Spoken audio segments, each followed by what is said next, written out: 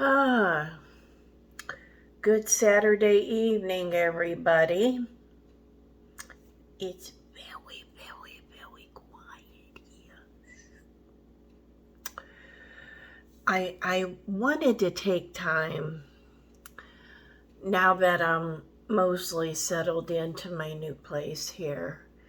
And once I get everything put together, I will take you on a video grand tour of my new abode so you can see I don't have that kitchen shelved with all my kitchen extra stuff.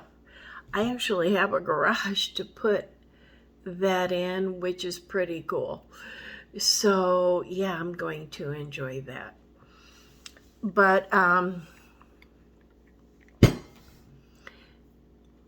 today I wanted to talk about libraries and books in general and what an impact libraries and books had on me as a kid growing up.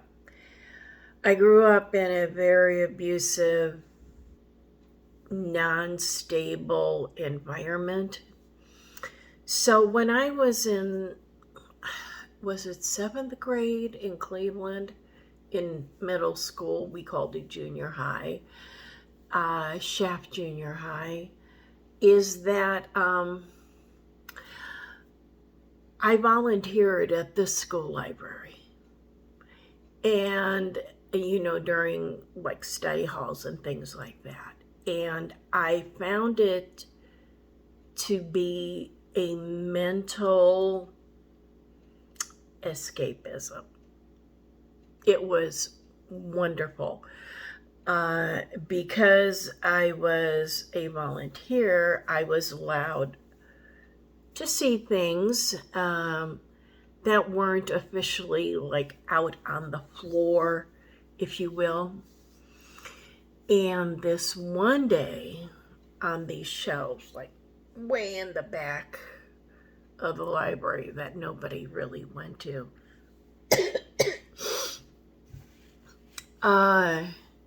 there were boxes and boxes and boxes of the old,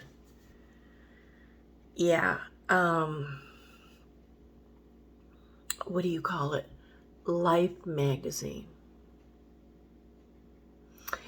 And I mean, World War II. And now I was in school during the mid to late 60s. So this would have been about 66, 67 maybe. And I really don't know if Life magazine was still being published. But nonetheless, they had Life magazine from World War II kind of a thing. And, and of course it's all filled with pictures and I loved the photography in Life magazine. I don't care who you are.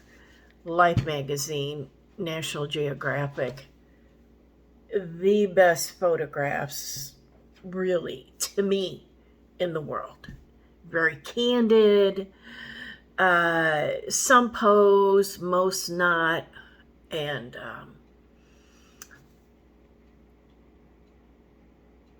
looking through. Oh, I hear the rain again. It's been raining all day. I literally took time to go through, like, shirking some of my duties, kind of, sort of, and sat there in the back and just, I was in heaven. And I mean, I went through all of them. And I had sorted them by dates, so I was kind of working. But I learned so much because Life magazine was hands on the new, the news kind of a thing and stuff. I mean, it was amazing.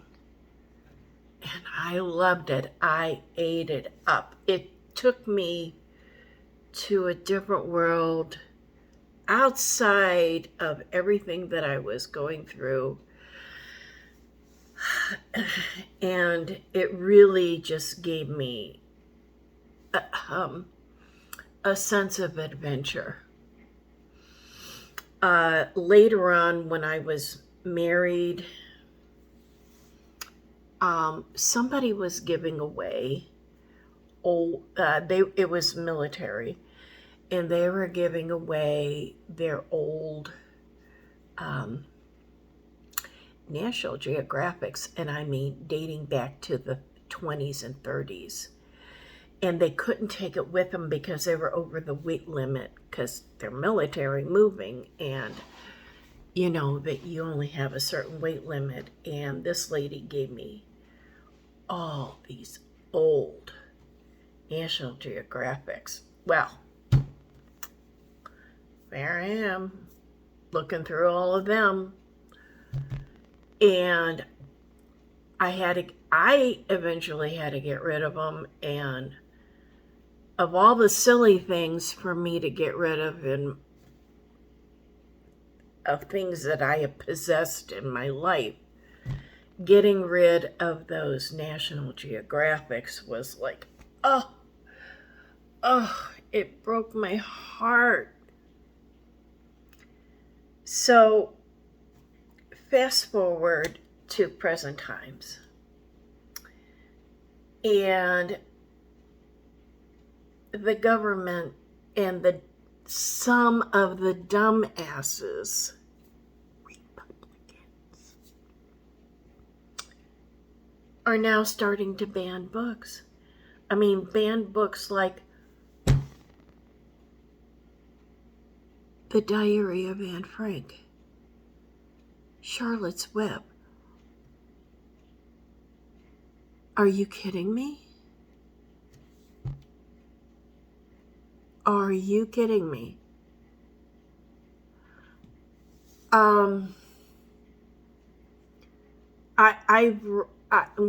When I was in school, I read Anne Frank's diary 2-3 times at least, if not more.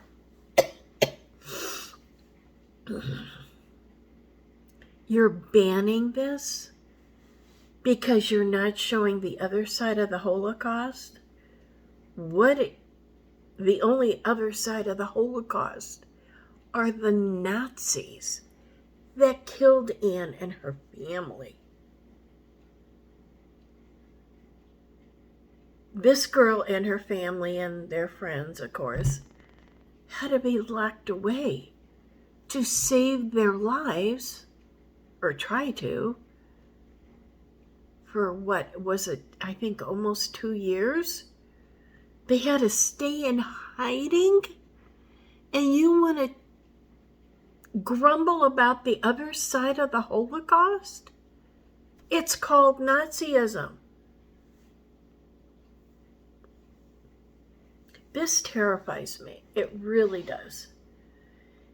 And I mean, nowadays you can get audiobooks and things like that online. So it's not like the old 1933 burning of the books in Berlin kind of a thing. I think it was 1933. I have to look.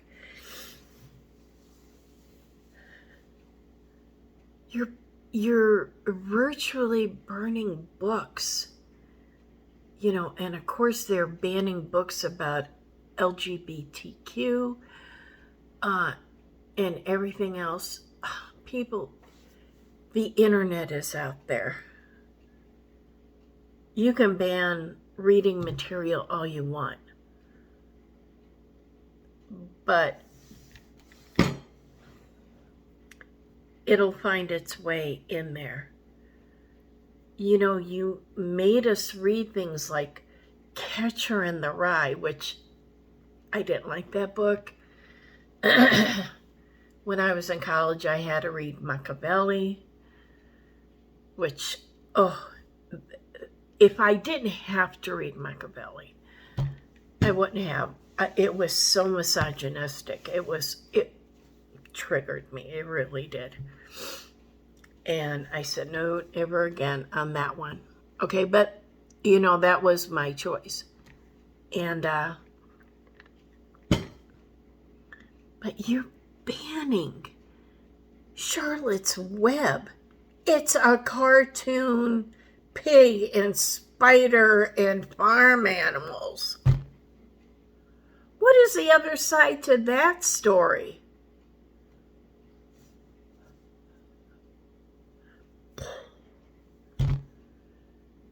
Libraries have always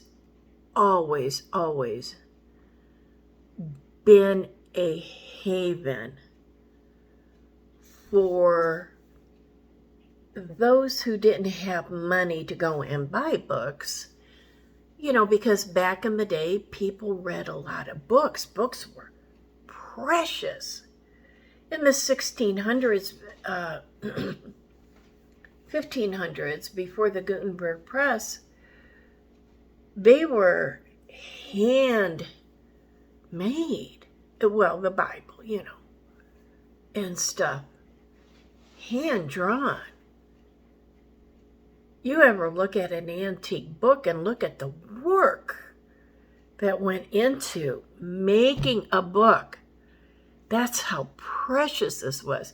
And then when the Gutenberg Press came along, oh, well, now the written word was available to everybody. What a blessing. Yay, Gutenberg Press. And computers now and the internet. But you're banning books that kids, and kids being kids are, well, you're not allowed to read The Diary of Anne Frank. Really? I'm going to get it anyway. I'm going to look at it anyway. And it's sad now that Anne has been gone, I want to say close to 80 years, murdered by the Nazis, that her legacy will fall by the wayside of what a child, a young adult, had to endure. And you think of these children in war-torn countries like, Ukraine, of course, comes to mind right now, but other countries that children are affected by war. And let me tell you,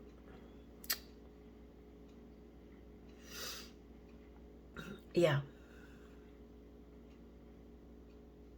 it is sad.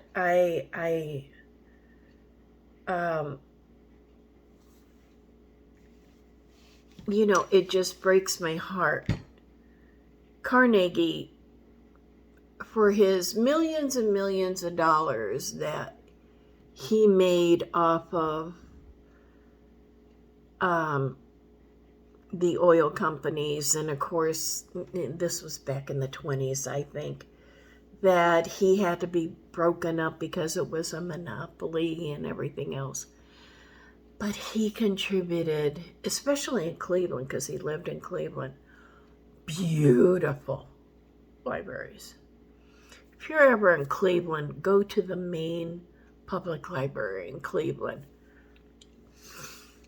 The architecture alone will blow your mind. This is not just a building with a bunch of shelves and a bunch of books. This is a building that is a work of art. That poor people without means, could go and get self-educated. You want to learn biology or architecture or history or everything. The archives of the newspapers. Go to the Cleveland Library. Go to any library. Now, granted, the internet has been helpful too. And Lord knows I love to Google too.